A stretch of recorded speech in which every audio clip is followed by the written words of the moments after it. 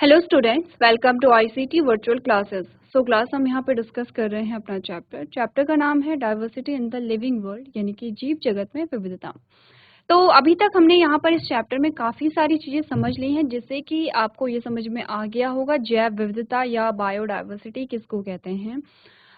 इसी के साथ हमने यहाँ पे जीवों के बारे में बात की कि सजीव क्या होते हैं, निर्जीव क्या होता है, दोनों का अंतर क्या होता है। क्योंकि हम यहाँ पे बायोडाइवर्सिटी या जैव विविधता की बात करें तो जब भी बायो शब्द आए या जैव शब्द आए, हमने यही पढ़ा है कि ये क्या होता है, जीवन से संबंधित होता है। हम देख रहे हैं कि जितने भी जीवित जीव हैं और पादप हैं या फिर कोई अन्य जीव हैं, जैसे कि सूक्ष्म जीव भी होते हैं, उनमें क्या क्या विविधताएं पाई जा रही हैं। हमने ये समझने के लिए कि कितने अलग अलग प्रकार के जीव जंतु पेड़ पौधे यहाँ पे पाए जाते हैं, उसके लिए हमने यहाँ पे पढ़ा है वर्गीकरण। अब वर्गीकरण क्या होता है, हमने कहा कुछ गुणधर्मों के आधार पर हमने जीवों को अलग अलग वर्गों में रखा है। ठीक है, अलग अलग वर्ग उनके हमने बनाए हैं। हमने ये देखा कि एक जैसे गुणधर्म वाले जीवों को एक ग्रुप में यहाँ पे रखा जाए, ताकि उन सभी के एक ही गुणधर्म है तो हम उन सभी के बारे में ज़्यादा जल्दी से जान पाएंगे। फॉर एग्जाम्पल, हमारे पास यहाँ पे 100 लोग हैं। हमने कहा कि इन 100 लोगों की को खाने में क्या पसंद है, उसके आधार पर इनका वर्गीकरण आपने करना है, या फिर आपने ये जानना है कि इन सभी लोगों की पसंद क्या है, फेवरेट फूड क्या है। आपने क्या किया, आपने कुछ फूड यहाँ पे लिस्ट बनाई और आपने कहा कि जैसे फॉर एग्जांपल मान लो आपने कहा कि जो पनीर है वो किसका फेवरेट फूड है या फेवरेट सब्जी है। तो जितने लोगों ने यहाँ पे हैंड रेज किया, फॉर एग्जांपल 20 लोगों को पनीर की सब्जी पसंद है, आपने उनको एक ग्रुप में रख दिया। अब आपको उन 20 लोगों के पास अलग अलग जाके पूछना नहीं पड़ेगा कि आपको कौन सी सब्जी पसंद है, क्योंकि आप जानते हैं सभी को पनीर की सब्जी पसंद है।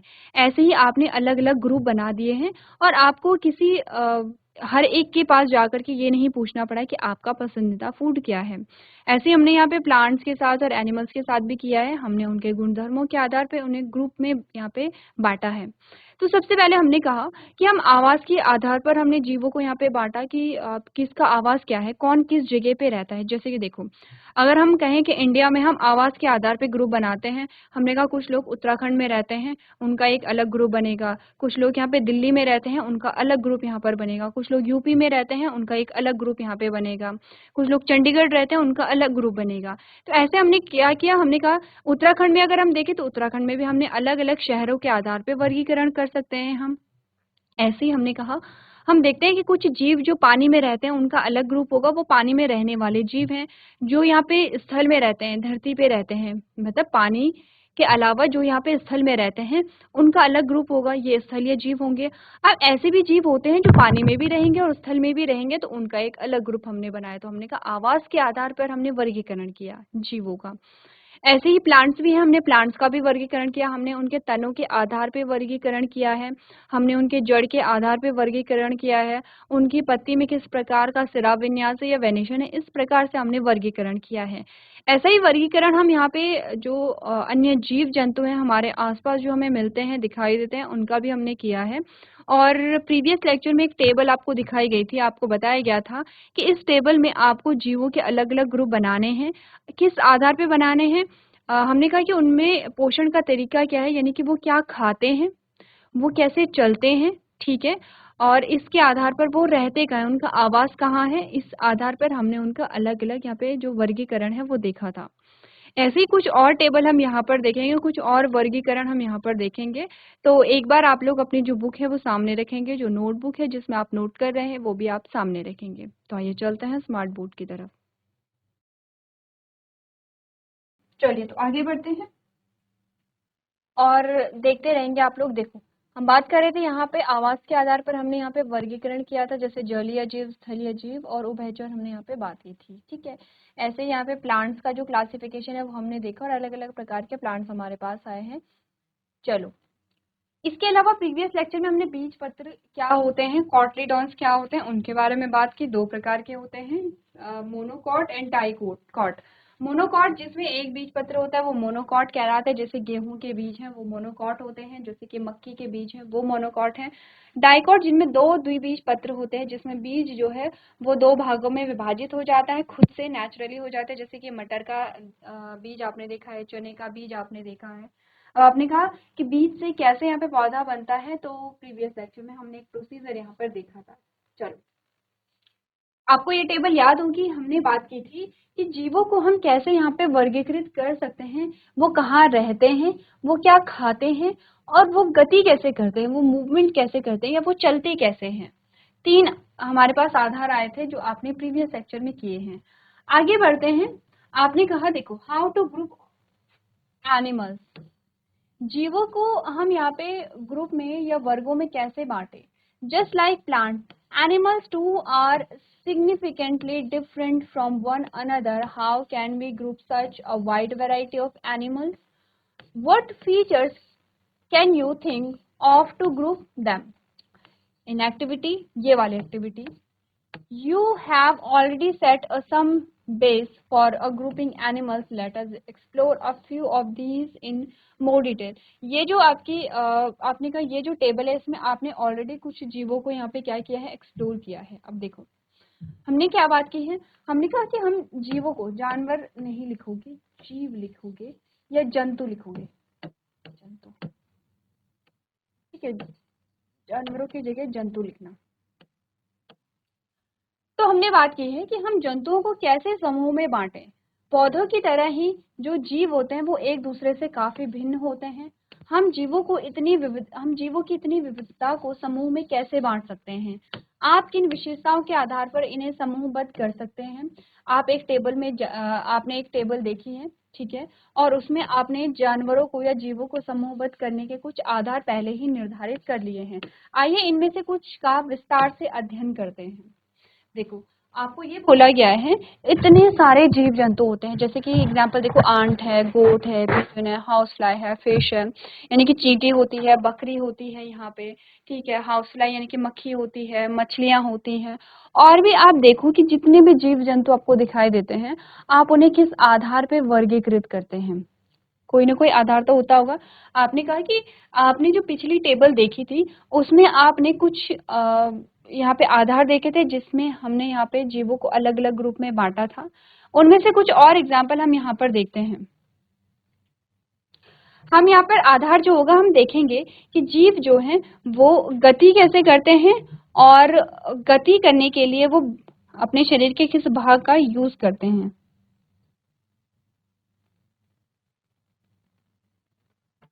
ठीक है, तो यहाँ पे जो टेबल आपको दिखाई गई है, इस टेबल का आधार क्या है कि जीव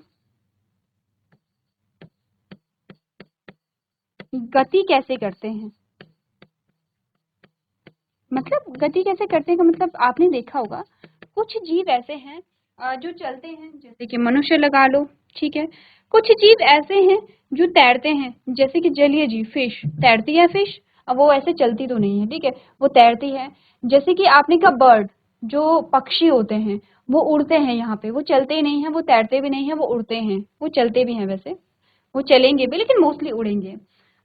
जैसे कि आपने कहा गोट या बकरी है, वो उड़ती नहीं है, वो सिर्फ चलती है, ठीक है।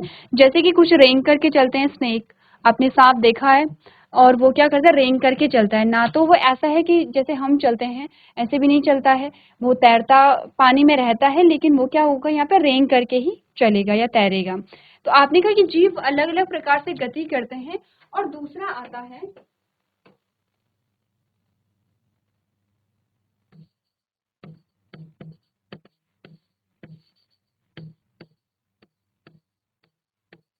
जीव गति कैसे करते हैं, और दूसरा आता है कि गति के लिए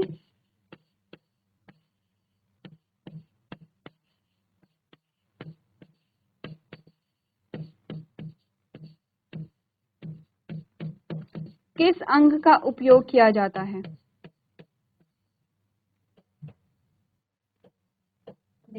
जैसे चींटी है, चींटी क्या करती है, चलती है, ठीक है। अब ऐसा तो नहीं कि एक चींटी चलेगी, कुछ ग्रुप है चींटियों का वो चल रहा है, लेकिन किसी दूसरी जगह में पाई जाने वाली चींटियां उड़ती होंगी, ऐसा तो नहीं होता है। जो भी चींटी होगी वो चलती ही है। जो भी बकरी होगी, चाहे वो आपने कहा किसी भी स्टेट की है, किसी भी जगह की है, वो बकरी भी चलती ही है। आपने कहा कोई भी फिश है, चाहे वो फिश आपने अपने गांव के एक नदी में देखा होगा या उस फिश को आपने किसी समुद्र में देखा होगा, वो फिश तैरती ही है, वो फिश उड़ती नहीं है या वो चलती नहीं है। आपने कहा कि हम क्या करते हैं, ग्रुप इसीलिए तो बना रखा है कि फिश, जितनी भी फिश है सबको हम देख रहे हैं, जितनी भी मक्खियां उनको हम देखेंगे कि वो कैसे गति करती हैं, जितनी भी यहाँ पे चींटियां उनको हम देखेंगे कि वो गति कैसे करते हैं। और कैसे करते हैं यानी कि या तो वो चलते होंगे, या तो वो उड़ते होंगे, या तो वो तैरते होंगे, या वो रेंगते होंगे। ठीक है, तो ये उनकी क्या है, यहाँ पे गति का प्रकार है। दूसरा आता है कि गति के लिए किस अंग का यूज करते हैं, जैसे चलने के लिए पैरों का यूज करते होंगे। ठीक है, आपने कहा उड़ने के लिए किसका यूज करते हैं, यहाँ पे विंग्स का, पंखों का यूज करते हैं। तैरने के लिए किसका, ये जो गलफड़े जो फिन्स होते हैं, यहाँ पे गलफड़ों का यूज तो श्वसन के लिए किया जाता है, जो फिन्स होते हैं उनके उनका यूज किया जाता है यहाँ पे तैरने के लिए।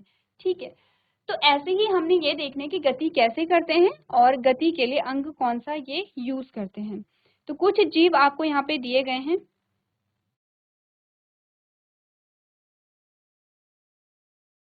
जैसे कि पहला है चींटी।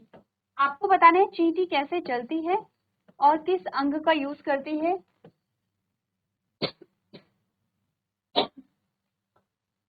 दूसरा है बकरी, बकरी कैसे चलती है और चलने के लिए किस अंग का यूज करती है।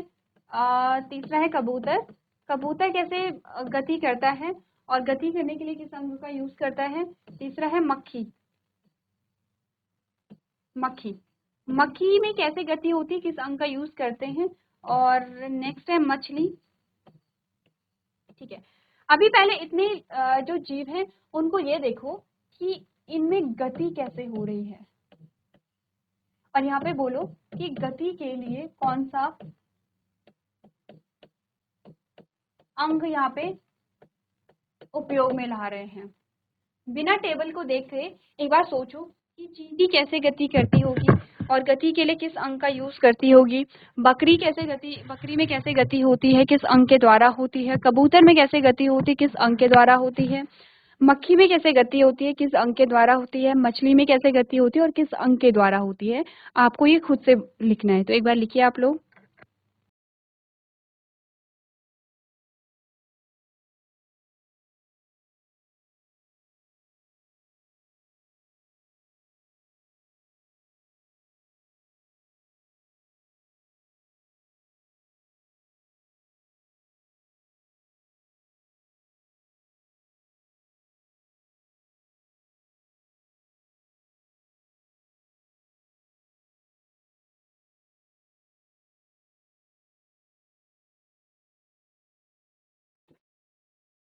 देखो, अब बात करते हैं सबसे पहले यहाँ पे आंट यानी कि चींटी के बारे में। चींटी जो है उसमें गति किस प्रकार से होती है, चींटी चलती है।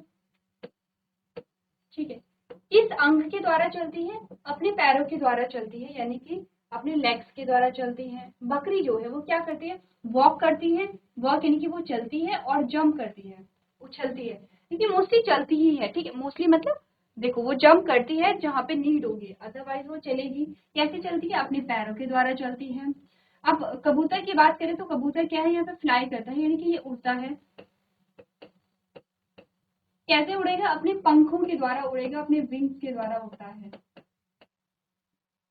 ठीक है, हाउस फ्लाई जो है, मक्खी जो है वो चलती भी है, वो उड़ती भी है। देखा है कभी मक्खी को, मक्खी जो है वो जैसे खाने पे बैठेगी तो वो यहाँ पे चलती भी है, ठीक है, और वो उड़ती भी है। तो चलेगी कैसे, अपने पैरों से उड़ेगी, अपने विंग से।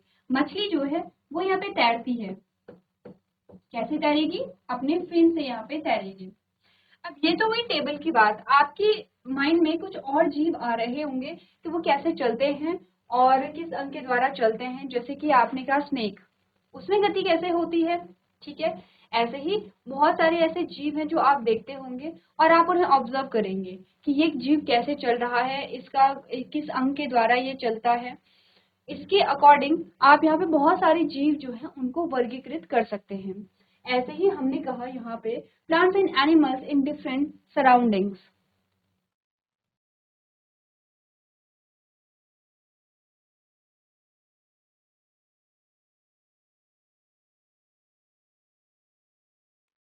यहाँ पर आपको दो इमेजेस दिखाई गई हैं, एक फिश है और एक यहाँ पे गोट है यानी कि बकरी है। दोनों में आपको दिखा रखा है कि ये अपने किस अंग के द्वारा यहाँ पे चलते हैं। तो फिन बोला था हमने, देखो ये फिन है, ये बकरी की क्या है, यहाँ पे पैर हैं। अब फिर swim in water with the help of fins, यानी कि मछली पानी में तैरती है फिन्स की सहायता से।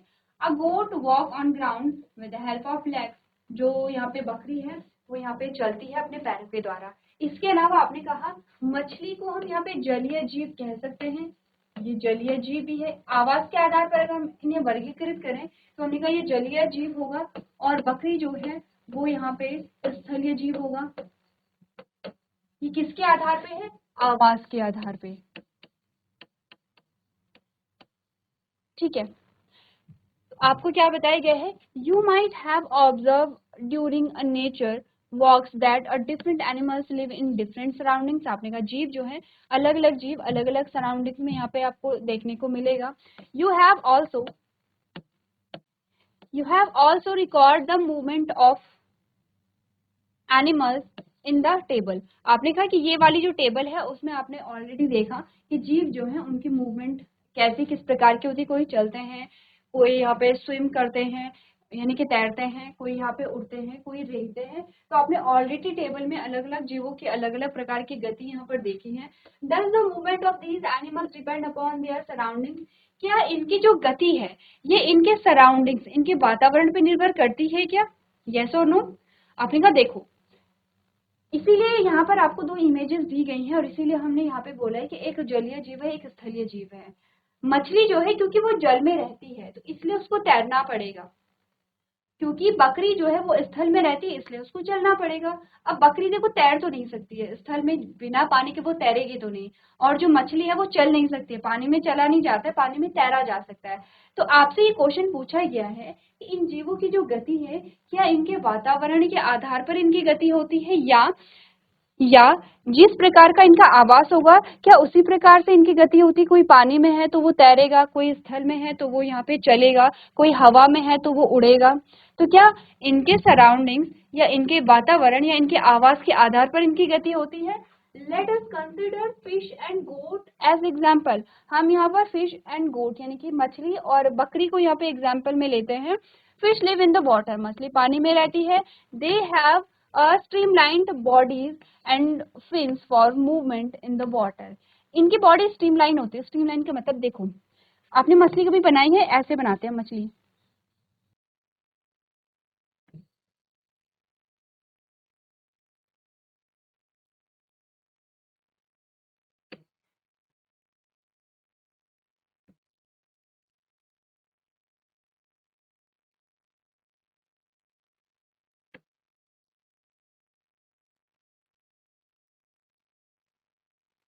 देखो ये है फिश,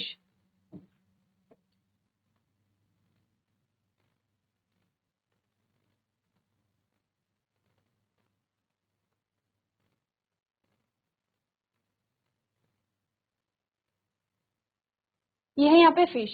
अब फिश आप देख रहे हो आगे से कुछ ऐसे है, ऐसे, और पीछे से भी कुछ ऐसे है।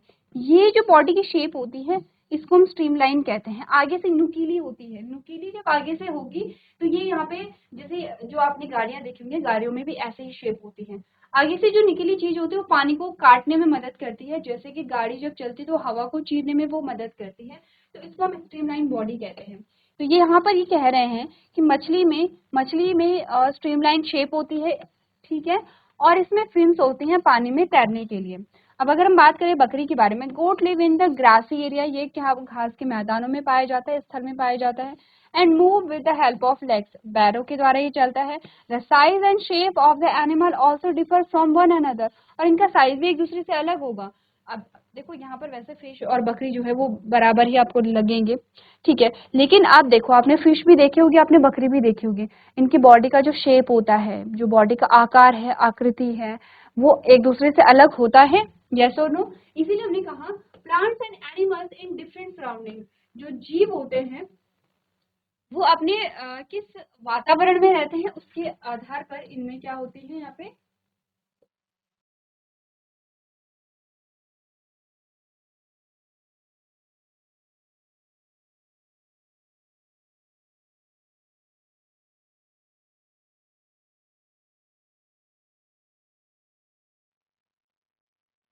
उनके आधार पर क्या होती है, इनका शरीर की संरचना होती है, वो उसी प्रकार से गति करते हैं। आपने कहा कि आपने प्रकृति भ्रमण के दौरान देखा होगा कि विभिन्न जीव अलग अलग परिवेश में रहते हैं, मतलब अलग अलग इन्वायरमेंट में रहते हैं। जैसे अभी एग्जाम्पल हमने लिए, कुछ जल में रहेंगे, कुछ स्थल में रहेंगे, कुछ पेड़ों पे रहते हैं, ठीक है। कुछ जल और स्थल दोनों में रहते हैं।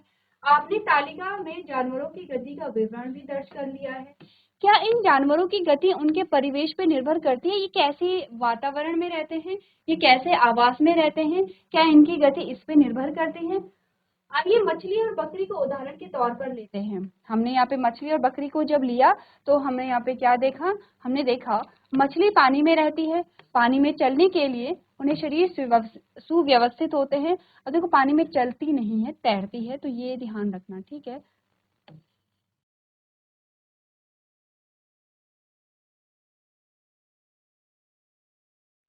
पानी में तैरने के लिए उनके शरीर जो होते हैं वो सुव्यवस्थित यहाँ पर होते हैं, और उनमें पंख होते हैं, फिन, पंख नहीं होंगे, फिन होंगे।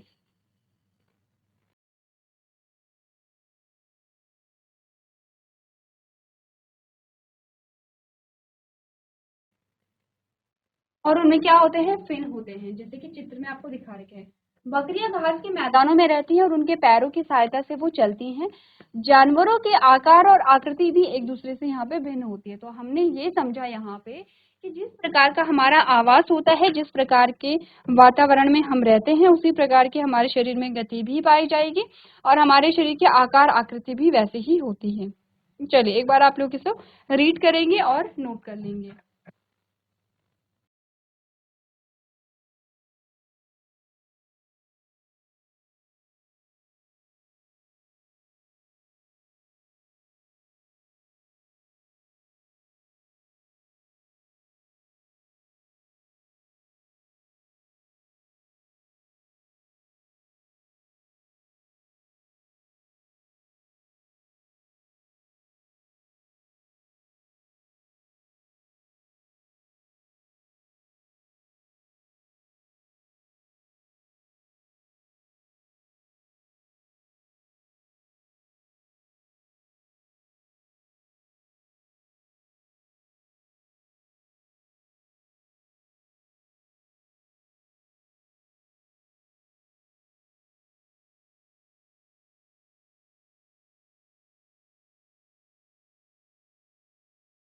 चलिए, यहाँ तक की बात हो गई है।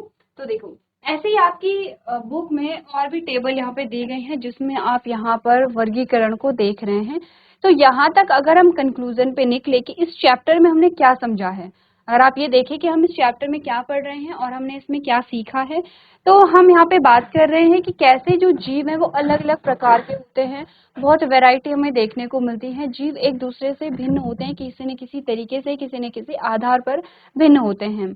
तो हम यहाँ पे सभी जीवों के बारे में अगर जानना चाहते हैं, सभी जीवों का अध्ययन अगर हम करना चाहते हैं, तो हमें इन्हें अलग अलग ग्रुप में विभाजित करना होगा। और ग्रुप जब हम बनाते हैं तो हम किसी एक पे यहाँ पे अध्ययन करते हैं, और ऐसे ही सारे ग्रुप का यहाँ पे अध्ययन हो जाते हैं। जैसे हमने बोला था हर्ब, श्रब और ट्री हमने यहाँ पर देखे थे, ठीक है। जब हर्ब, श्रब और ट्री आपने देखे, या फिर आपने यहाँ पे बात की है वेनेशन के बारे में, तो आपने कहा कि कुछ ऐसे पौधे हैं जिसमें पैरेलल वेनेशन है, कुछ ऐसे हैं जिसमें रेटिकुलेट वेनेशन है। जिनमें भी रेटिकुलेट वेनेशन है, जालिका व सिरा विन्यास था, उन सभी को हमने एक ग्रुप में रख दिया है। जिन सभी में पैरेलल वेनेशन या फिर समांतर सिरा विन्यास है, उनको हमने एक ग्रुप में यहाँ पे रख दिया है। अब हमें अलग अलग से हर एक पौधों को पढ़ने की जरूरत नहीं है। हमने यहाँ पर देखा कि किस पत्ती में कौन सा वेनेशन है, उसको सेम ग्रुप में यहाँ पे डाल दिया है। तो वर्गीकरण का क्या महत्व है, एक बार आप लोग घर से ये पढ़ के लेकर के आना।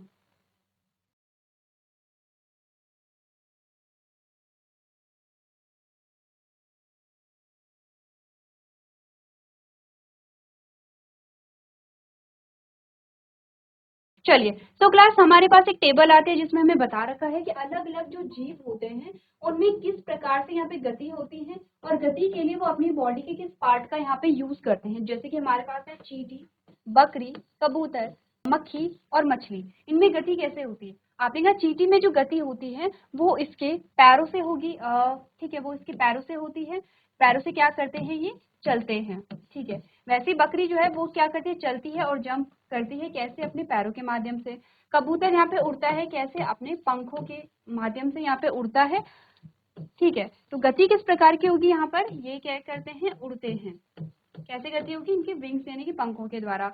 हाउस फ्लाई जो है वो चलती है यहाँ पे और फ्लाई भी करती है, चलती अपने लेग्स के थ्रू है और फ्लाई कैसे करेगी, विंग्स के थ्रू। मछली जो है वो यहाँ पे तैरती है किसके थ्रू, अपने फिन्स के थ्रू।